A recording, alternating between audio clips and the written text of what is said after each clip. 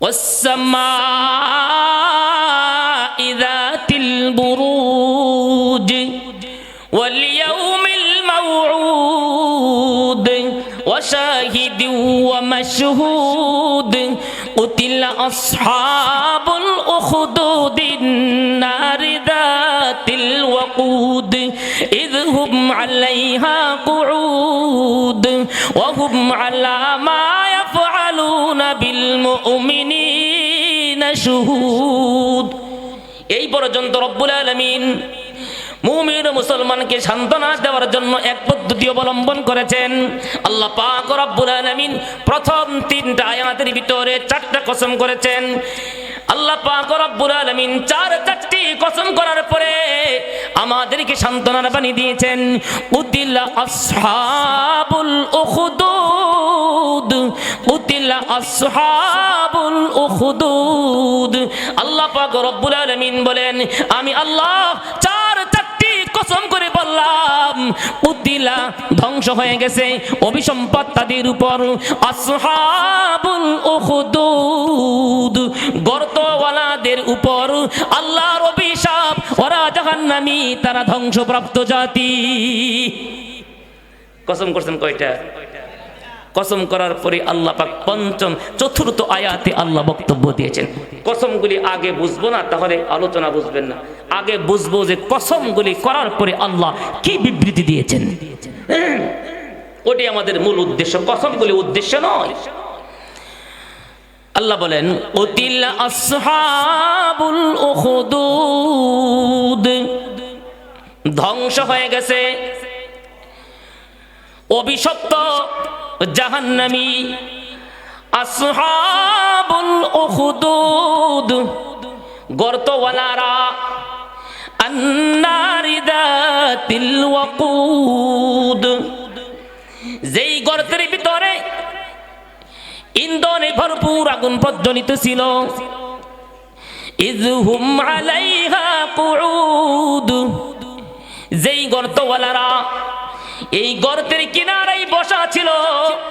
ওয়াহুম আলা মা ইয়াফআলুনা বিল মুমিনিনা শুহুদ, তারা মুমিন ও মুসলমানদেরকে শহীদ করার জন্য যেই নিষ্ঠুর নির্যাতন করেছিল, ওই নির্যাতনের দৃশ্য গর্তের কিনারায় বসে বসে দেখেছিল।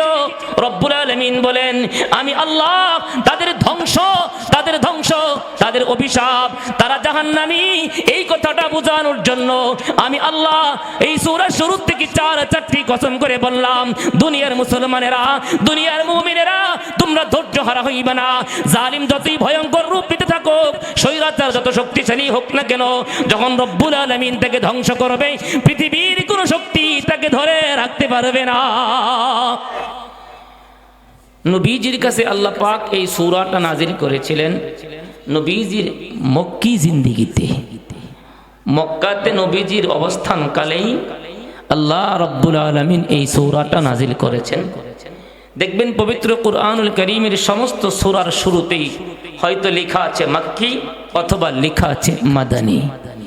মাক্কি লেখা থাকলে বুঝবেন এই সূরাগুলি আল্লাহ রাব্বুল আলামিন নবীজির মক্কি জিন্দেগিতে নাজিল করেছিলেন, সেজন্য মাক্কি। আর মাদানী জিন্দেগিতে নবীজি হিজরতের পরে মদিনাতে থাকাকালীন আল্লাহ যে সূরা, যে আয়াতগুলি নাজিল করেছেন, সেগুলিকে বলা হয় মাদানী। বুঝতে পারছেন? তাহলে মোট সূরার, কুরআন শরীফের সূরার ভিতরে মোট 2 প্রকার নাম, একটা হলো মাক্কি আর একটা হলো মাদানী। নবীজি মক্কাতে অবস্থানকালে যত সূরা নাজিল হয়েছে এগুলির নাম মক্কি, আর মদিনাতে নবীজির অবস্থানকালে যত সূরা আয়াত নাজিল হয়েছে সেগুলির নাম মাদানী। আমরা ওই বাড়ির এই বাড়ির মাদানী না, যে সূরাটা নবীজির মাদানী জিন্দেগিতে নাজিল হয়েছে সেটা হলো মাদানী। তো নবীজির জীবনের উল্লেখযোগ্য দুইটি পয়েন্ট, একটি হলো মক্কি জিন্দেগি, আরেকটি মাদানী জিন্দেগি। মক্কি জিন্দেগিতে নবীজি নির্যাতিত হয়েছিলেন, আর মাদানী জিন্দেগিতে নবীজি জালেমদেরকে দাঁত ভাঙ্গা জবাব দিয়েছিলেন। সংক্ষেপে বলতেছি বোঝার জন্য। মক্কি জিন্দিগিতে 13 বছর নবীজি শুধু মায়ের খাইছেন, সাহাবারা মায়ের খাইছেন। আল্লাহ বলছেন এখনো সময় হয় নাই মায়ের দেওয়ার, সবর করো। মদিনাতে হিজরত করলেন নবীজি, সেখানে যাওয়ার পরে আল্লাহ রাব্বুল আলামিন উল্টা মায়ের দেওয়ার জন্য শুধু মায়ের না, আল্লাহ শিখাইয়া দিয়েছেন ওই জালেমদের গারে গর্দানে আঙ্গুলের গিরাই গিরাই এমন জনমের মতন মায়ের দিবা যেন মাড়ি ভাঙ্গা জবাব হয়ে যায়। তো নবীজি মক্কি জিন্দিগিতে মায়ের খাইছেন না দিছেন? আওয়াজ দেন। কোন প্রতিবাদ করছেন? শুধু ধৈর্য, ধৈর্যের পাহাড় হয়ে গেছেন। নবীজি মক্কি জিন্দিগিতে অবস্থানকালে সাহাবায়ে কেরাম একদম এখানে বসো, এখানে চা দিও। মদিনাতে নবীজি যখন মক্কা নগরীতে অবস্থান করতেছেন, নবীজির কাছে আল্লাহ পাক রব্বুল আলামিন কুরআনুল কারীম নাজিল করেন।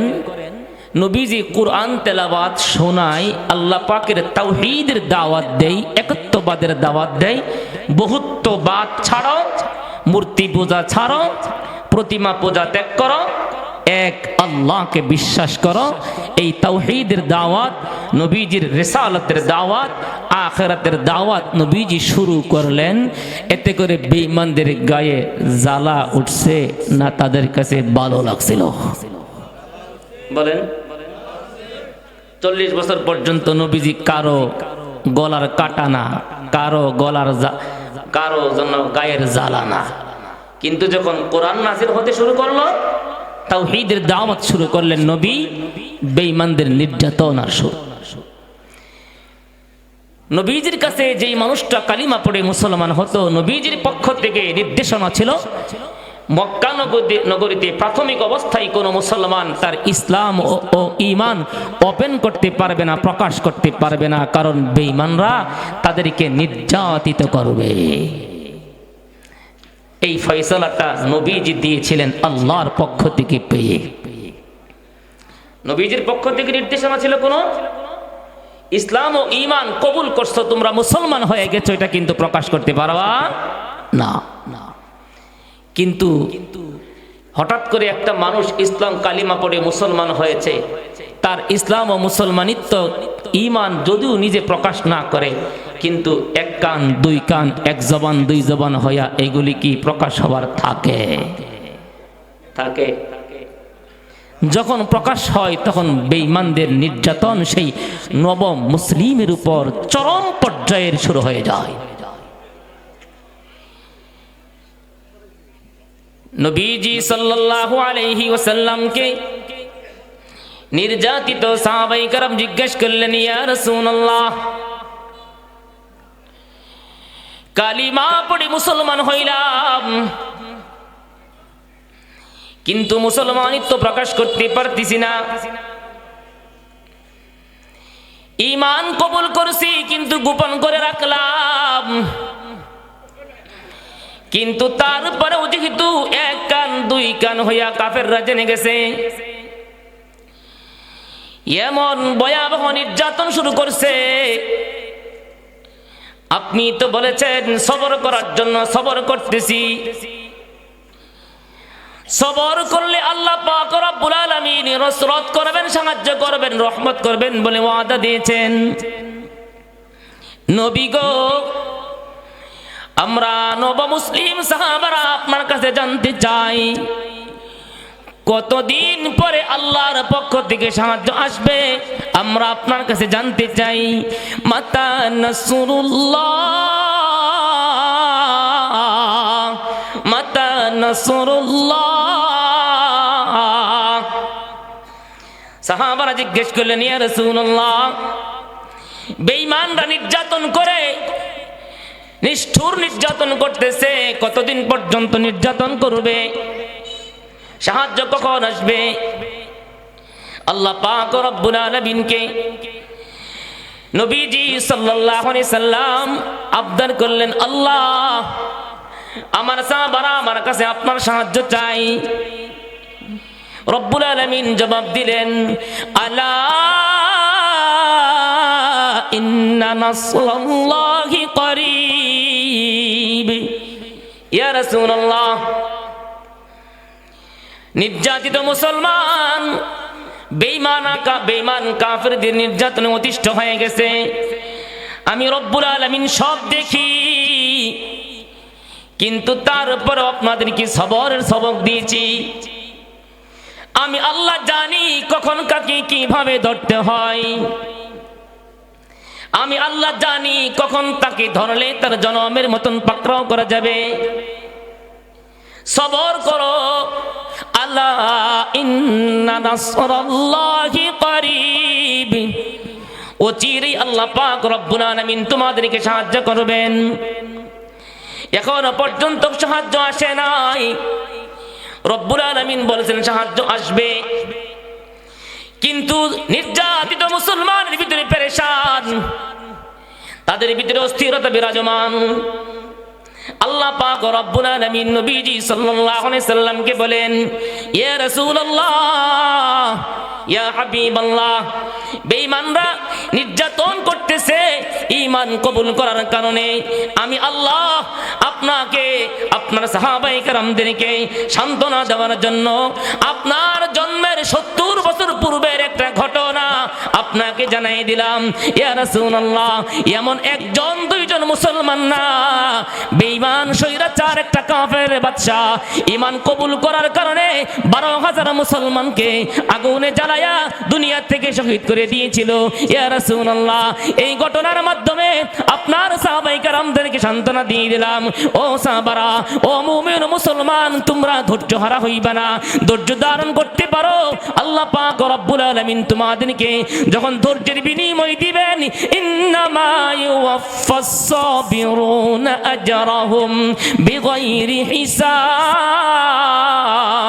রব্বুল আলামিন বলেন, বান্দা যখন ধৈর্য ধারণ করে, আল্লাহ পাক রব্বুল আলামিন বলেন, আমি তাকে বেহিসাব অফুরন্ত পুরস্কার দান করি, যেই পুরস্কারের কোনো গণনা পৃথিবীর কোনো বিজ্ঞান আবিষ্কার করতে পারে না।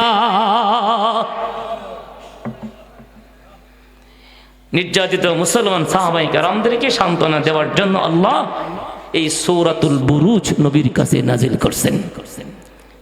কি বুঝলাম? সূরার নাম শিখলাম। সূরা কেন আল্লাহ নাজিল করছেন?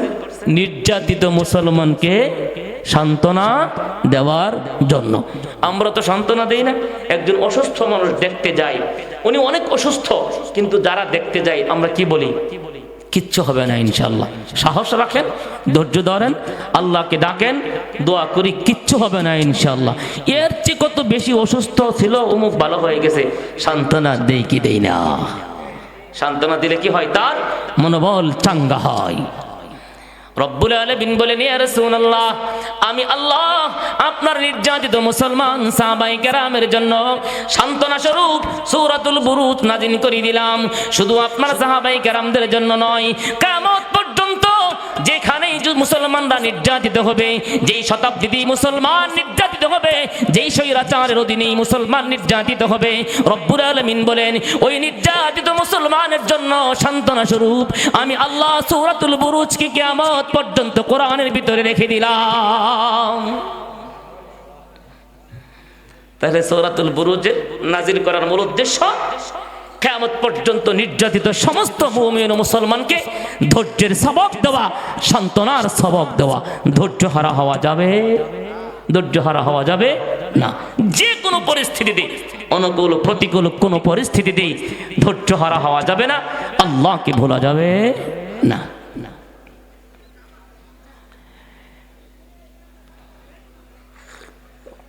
আল্লাহ পাক রব্বুল আলামিন মুসলমানদেরকে সান্ত্বনা দিয়েছেন এই সূরার ভিতরে 3 পদ্ধতিতে। বলেন কই পদ্ধতিতে? সকলেই বলেন আওয়াজ দিয়ে, 3 পদ্ধতিতে। কয় পদ্ধতিতে? ক্লাসের ভিতরে যে ছাত্রগুলি ডামিস বুঝে না, ওইগুলি জবান দিয়ে কিচ্ছু বলে না, ঠিক না? ক্লাসের ভিতরে যেগুলো ডামিস বাজে, শুধু বডি আছে কিন্তু বুঝে না লেখাপড়া, ওরা জবান দিয়ে কিচ্ছুই বলে না। এদের জবানের ভিতরে ঠাডা ফেললেও কিছু বেরোয় না।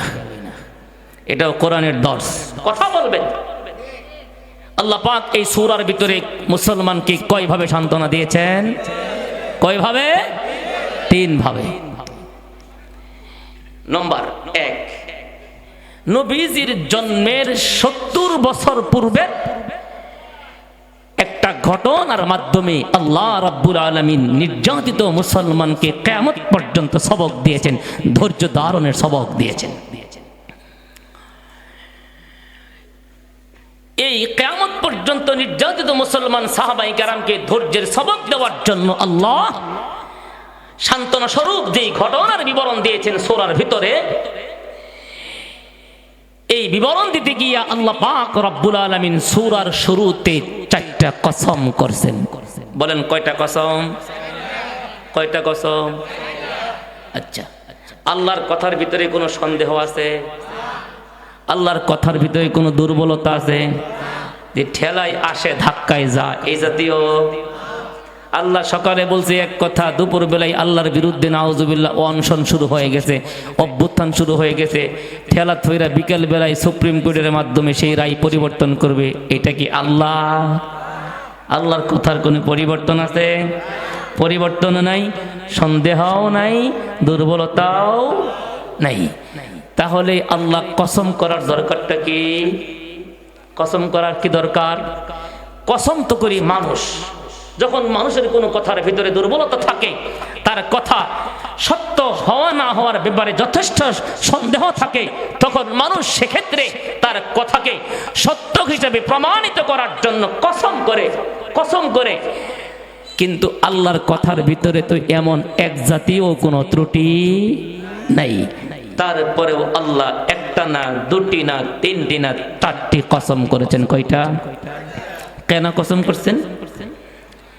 কসম করছেন এই জন্য মুমিন ও মুসলমান নির্যাতনের শিকার হয়ে যেন অতিষ্ঠ না হয়ে যায়, তাদের সান্ত্বনার জন্য রব্বুল আলামিন ওই জালিম ও স্বৈরাচার মুশরিকদের বিরুদ্ধে রব যে অ্যাকশন নিয়েছিলেন, আর ওই শহীদ মুসলমানদের পক্ষে আল্লাহ পাক যেভাবে দাঁড়িয়েছিলেন, তাদের ঘটনাটা আল্লাহ পাক রব্বুল আলামিন বর্ণনা করতে গিয়া ওই জালিম ও স্বৈরাচারের পতনের যেই একটা বিবরণ উঠাইয়া দিয়েছেন, সেই বিবরণটা বলতে গিয়া আল্লাহ কসম করে বলেছেন, দুনিয়ার মানুষ, আমি আল্লাহ কসম করে বলতেছি, এমনিই তো আমার কথার ভিতরে কোনো সন্দেহ নাই, তারপরে কসম করে বলতেছি আরো বেশি গুরুত্ব দেওয়ার জন্য, তোমরা কিয়ামত পর্যন্ত মুমিন ও মুসলমান ধৈর্য হারা হইবা না।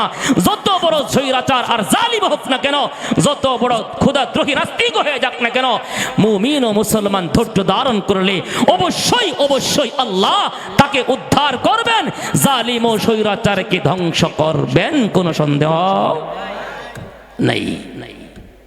কথা কি পরিষ্কার? 5 আগস্ট না হইলে এই কথাগুলি আপনারা বুঝতেন না।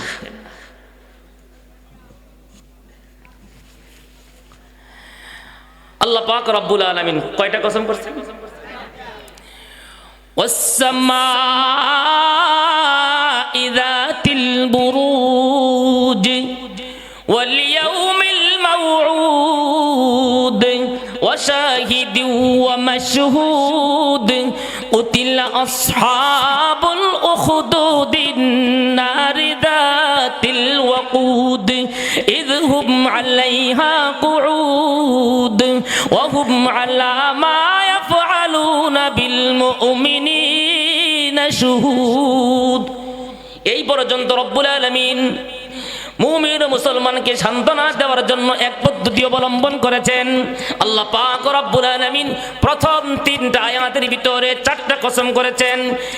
আল্লাহ পাক রব্বুল আলামিন 4টি কসম করার পরে আমাদেরকে সান্ত্বনার বাণী দিয়েছেন।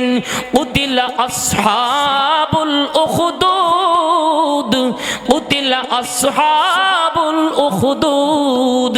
আল্লাহ পাক রব্বুল আলামিন বলেন, আমি আল্লাহ 4টি কসম করে বললাম, কুতিলা ধ্বংস হয়ে গেছে, অভিসম্পদ তাদের উপর, আসহাবুল উখদুদ গর্তওয়ালাদের উপর আল্লাহর অভিশাপ, ওরা জাহান্নামী, তারা ধ্বংসপ্রাপ্ত জাতি। কসম করছেন কয়টা? কসম করার পরে আল্লাহ পাক পঞ্চম চতুর্থ আয়াতে আল্লাহ বক্তব্য দিয়েছেন। কসমগুলি আগে বুঝবো না, তাহলে আলোচনা বুঝবেন না। আগে বুঝবো যে কসমগুলি করার পরে আল্লাহ কি বিবৃতি দিয়েছেন, ওটি আমাদের মূল উদ্দেশ্য, কসমগুলি উদ্দেশ্য নয়। আল্লাহ বলেন উতিল আসহাবুল উখদুদ, ধ্বংস হয়ে গেছে অভিশপ্ত জাহান্নামী আসহাবুল উখদুদ, গর্তওয়ালারা, আন্নারি যাতিল ওয়াকুদ, যেই গর্তের ভিতরে ইন্ধনে ভরপুর আগুন প্রজ্বলিত ছিল। ইযহুম আলাইহা কুউদ, যেই গর্তওয়ালারা এই গর্তের কিনারায় বসা ছিল। ওহুম আলা মা ইয়াফআলুনা বিল মুমিনিনা শুহুদ, তারা মুমিন ও মুসলমানদেরকে শহীদ করার জন্য যেই নিষ্ঠুর নির্যাতন করেছিল, ওই নির্যাতনের দৃশ্য গর্তের কিনারায় বসে বসে দেখেছিল। রব্বুল আলামিন বলেন আমি আল্লাহ তাদের ধ্বংস, তাদের অভিশাপ, তারা জাহান্নামী, এই কথাটা বোঝানোর জন্য আমি আল্লাহ এই সূরার শুরু থেকে চারটি কসম করে বললাম, দুনিয়ার মুসলমানেরা, দুনিয়ার মুমিনেরা, তোমরা ধৈর্য হারা হইবে না। জালিম যতই ভয়ঙ্কর রূপ নিতে থাকুক, স্বৈরাচার যত শক্তিশালী হোক না কেন, যখন রব্বুল আলামিন তাকে ধ্বংস করবে, পৃথিবীর কোন শক্তি তাকে ধরে রাখতে পারবে না। কথা বুঝতেছেন? আল্লাহ বলে ধ্বংস অভিশপ্ত জাহান্নামী গর্তওয়ালারা। গর্তওয়ালারা এটা কি বুঝলেন? গর্তওয়ালা কি? মুসলিম শরীফের একটি হাদিস, লম্বা একটা হাদিস, সাহাবা রুমি রাদিয়াল্লাহু তাআলা আনহু থেকে বর্ণিত। নবীজি এই আয়াতের তাফসীর করেছেন সেই হাদিসের মাধ্যমে। নবীজি মুসলিম শরীফের একটা হাদিসের মাধ্যমে এই আয়াতের তাফসীর করেছেন। ইমাম মুসলিম রাহমাতুল্লাহি আলাইহি এই হাদিসের উপরে শিরোনাম দিয়েছেন বাবু কিসসাতি আসহাবিল উখদুদ ওয়াস সাহির ওয়ার রাহিব আল গুলাম। আয়াতের তাফসীর করেছেন নবীজি হাদিসের মাধ্যমে। তাফসীরে ঢোকার আগে দুই একটা কথা আপনাদেরকে শোনানো প্রয়োজন। নবীজির জন্মের আগে 70 বছর আগে ইয়ামানের নাজারান এলাকায় একটা কাফের, মুশরিক, নাস্তিক, জালিম, স্বৈরাচার বাদশা ছিল, যে নিজেকে খোদা বলে দাবি করেছিল। চিল্লায় বলেন নাউযুবিল্লাহ। রব বলে নিজেকে দাবি করেছিল। তার নাম ছিল ইউসুফ জুনওয়াস ইবনে শারজিল। নামটা কি মুসলমানের নাম না বেঈমানের নাম? আরে ইউসুফ তার নাম, নবীর নামের সাথে মিল, নাম তো নবীর নামের সাথে মিল, কিন্তু কাম তো শয়তানের চাইতেও খারাপ। নাম ইউসুফ জুনওয়াস ইবনে শারজিল, ইয়ামানের নাজরান এলাকার বাদশাহ, কিন্তু সে হলো স্বৈরাচার, জালিম, খোদাদ্রোহী, নাস্তিক। সবচেয়ে বড় যে বিষয়, সে নিজেকে রব বলে স্বীকার করত। পৃথিবীতে তার রাজত্বের ভিতরে আল্লাহ বলনেওয়ালা কোনো লোক ছিল না। এক কথায় সবাই তাকে রব মানতেই হতো। এমন স্বৈরাচার আর জালিম একটা বাদশাহ, বলেন তো এটা মুসলমান না কাফের? আওয়াজ দিয়ে বলেন মুসলমান না কাফের? এর চেয়ে বড় কাফের আছে? কিন্তু নামে বোঝা যায় কি? নামে কি বোঝা যায়? মুসলমান না ইউসুফ। এই জমানায় এমন কিছু মানুষ আছে, নামে কিন্তু বোঝা যায় আবু বকর, কিন্তু কাজে গেলে দেখা যায় আবু জাহেলও তার কাছে ফেল। এই জাতীয় মানুষ নাই? আচ্ছা, এখান থেকে আরেকটা জিনিস অনুধাবন করা যায়। তৎকালীন জামানায় মানুষ কাফের হলেও নবীজির নামের সাথে মিলাইয়া নাম রাখতো, ভালো মানুষের নামের সাথে মিলাইয়া নাম রাখতো। আর এই জমানার মুসলমানরা মুসলমানের ঘরের সন্তান, মুসলমানের সন্তান, আলেমের সন্তান, আলেমের নাতিপুতি, পূর্বপুরুষ ভালো, কিন্তু নামের আরো আর সিএস খুঁজলে দেখা যায় নাম রাখছে পিন্টু, জন্টু, মন্টু, এই জাতীয় ট্যাক্সি, বেবি, এই জাতীয় মুসলমানের সন্তানের নাম আছে না নাই? খারাপ লাগতেছে। নাম রাখছে বাবা আসাদুল হক, কিন্তু কিছুদিন যাওয়ার পরে সে নেতা হয়েছে, এখন তার বিরাট বড় পেনা, নাম হয়েছে আসাদুল হক জন্টু। পদ পাওয়ার আগেও তার নাম জন্টু ছিল না, এখন তো লিখতে হবে ছোট্ট অল্প ভাষায় ছোট্ট করে একটা নাম তার লাগবে, কিরে জন্টু, ফিন্টু, মন্টু। এগুলি মুসলমানে এখন ব্যবহার করে কি করে না? বলেন, করে কি করে না? এগুলি ভালো না মন্দ? মন্দ। এই স্বৈরাচার বাদশা সে তার রাজত্ব চালানোর জন্য তার রাজ্যের ভিতরে রাষ্ট্রীয় খরচে একটা জাদুকর পালতো। জাদুকর তার জাদুর মাধ্যমে রাষ্ট্রের ভিতরে সাহায্য করত। যেমন এখনো পৃথিবীতে সকল রাষ্ট্রপ্রধানরা তাদের চেয়ার দখল করে রাখার জন্য, সর্বযুগের সব জায়গার রাষ্ট্রপ্রধানরা তাদের চেয়ার ধরে রাখার জন্য একমাত্র পুঁজি হলো যুব শক্তি, ঠিক না? যুবলীগ, যুবদল, ছাত্রলীগ, ছাত্রদল, যুব সমাজ, ছাত্র সমাজ। আচ্ছা বলেন তো, কোন দেশের কোন সরকার বাহাদুর তার ক্ষমতা টিকিয়ে রাখার জন্য বুড়াদের কোন দল আছে? বলেন, সত্য কথা বলেন, বুড়াদের কোন দল আছে? সব দল কার? যুবকদের। মানে এদের কি আছে? শক্তি আছে। তো ওই স্বৈরাচার বাদশাহ তার রাজ্য পরিচালনা করার জন্য ব্যবহার করত জাদুকরকে। তো এই জাদুকর যখন বুড়া হয়ে গেছে, বাদশাকে বলছে, বাদশাহ বুড়া হয়ে গেছি, মারা যাব, একজন ভালো ছেলে দেন আমাকে, আমি যেন আমার উত্তরসূরি বানায় যেতে পারি জাদুবিদ্যা শিখায়া। নাউযুবিল্লাহ। জাদুবিদ্যা কিন্তু সত্য, নবীকেও ইহুদিরা জাদু করেছিল। যারা জাদু করে মানুষের ক্ষতি করে এরা জাহান্নামী, এরা নির্ঘাত জাহান্নামী। নবীজি সাল্লাল্লাহু আলাইহি ওয়াসাল্লাম এই ঘটনাটাই মুসলিম শরীফের হাদিসের ভিতরে বর্ণনা করেন। قال رسول الله صلى الله عليه وسلم كان ملك في من كان قبلكم وكان له ساحر।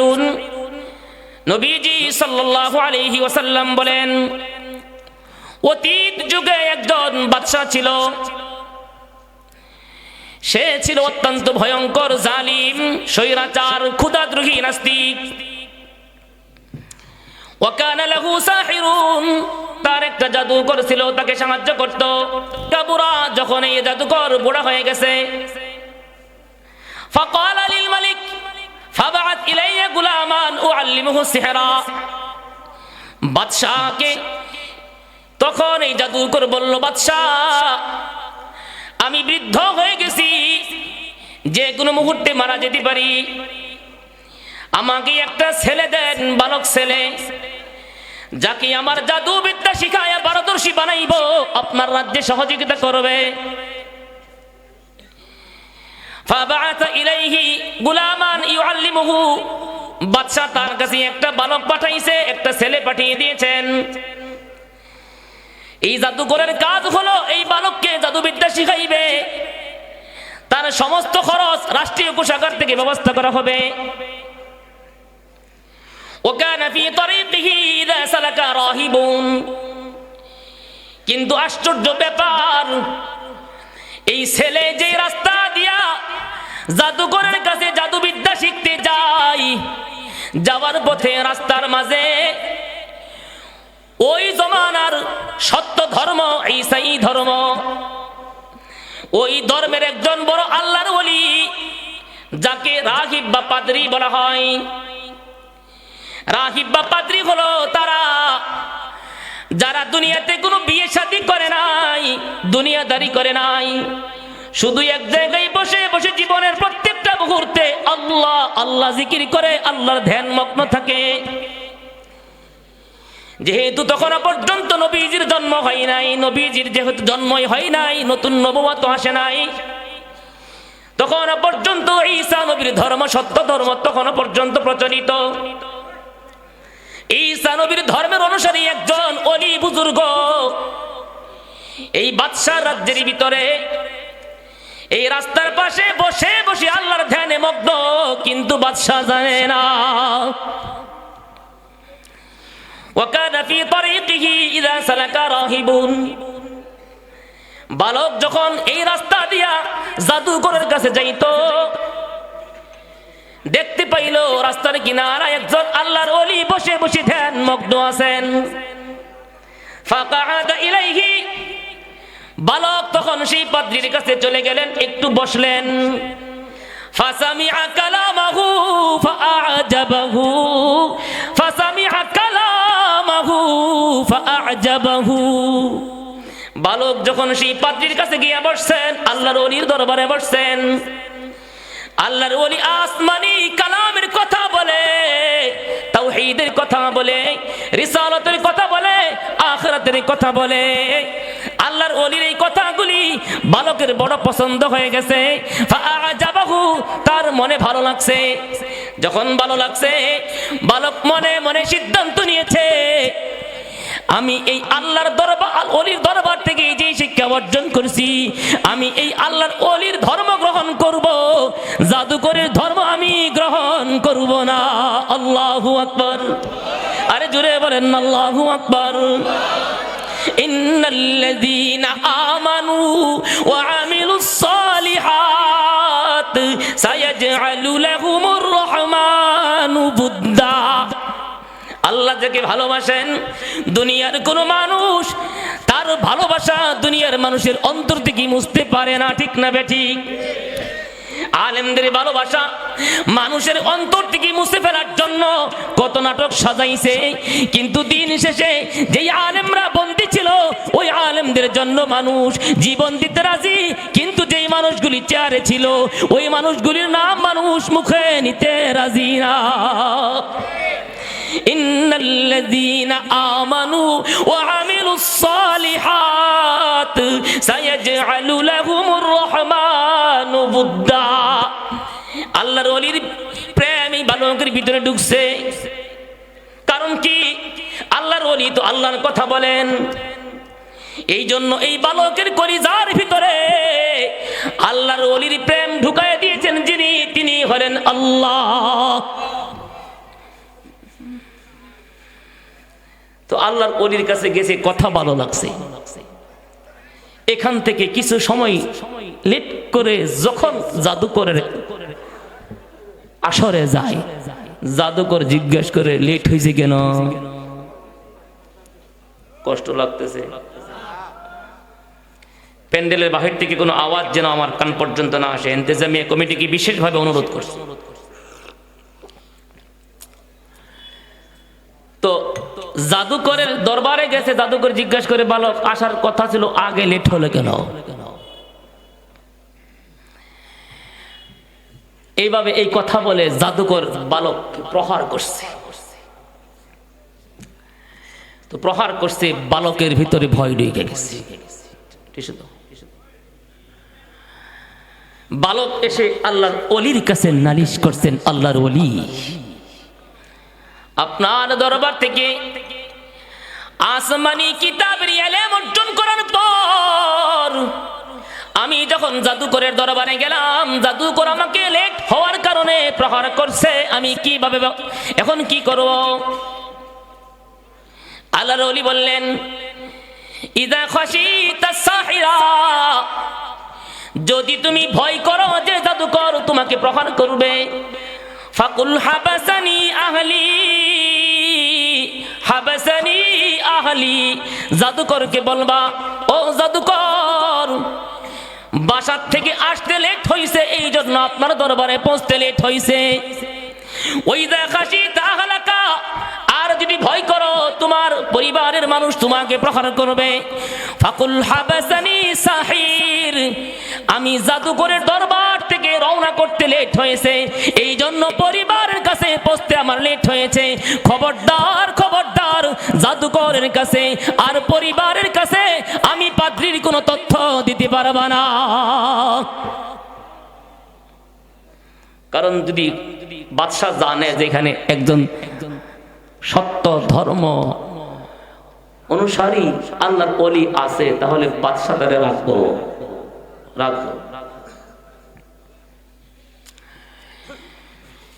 এই বাচ্চা, এই বালক এভাবে তার দিন যায়। যেতে যেতে হঠাৎ একদিন রাস্তা দিয়ে অতিক্রম করতেছেন, হঠাৎ করে দেখলেন রাস্তার ভিতরে বিরাট বড় একটা ভয়ঙ্কর প্রাণী, দাব্বাতুন আযীমা হাবাসাহুন নাস। গিয়া সত্য ধর্ম অনুসন্ধান করতেছি, আসমানি কালাম শিখতেছি, আবার জাদুকরের কাছে গিয়া জাদুবিদ্যাও শিখতেছি। আজকে প্রমাণ করব, আমি প্রমাণ করে বুঝতে পারবো জাদুকর সত্য নাকি পাদ্রী সত্য। এই কথা বললেন বালক। আল্লাহ, আজকে আমি জানতে চাই, আমি বুঝতে চাই জাদুকর সত্য ধর্মের উপর আছে নাকি আপনার পাদ্রী সত্য ধর্মের উপর আছে। এটা আজকে আমি পরীক্ষা করব। পরীক্ষা করে জানতে চাই কে সত্য ধর্মের উপর আছে, আমি তার উপরে সিদ্ধান্ত নিব। কি পরীক্ষা? ফাআখাযা হাজারান।